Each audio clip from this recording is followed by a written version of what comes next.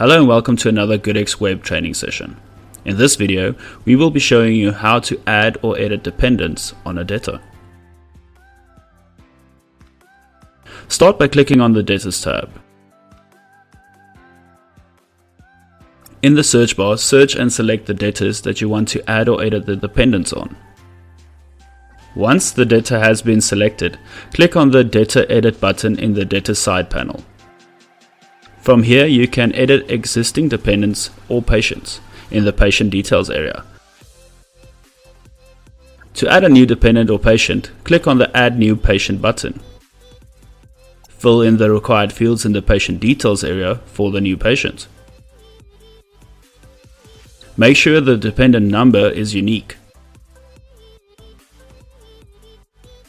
Make sure that the type is not main member if a main member already exists.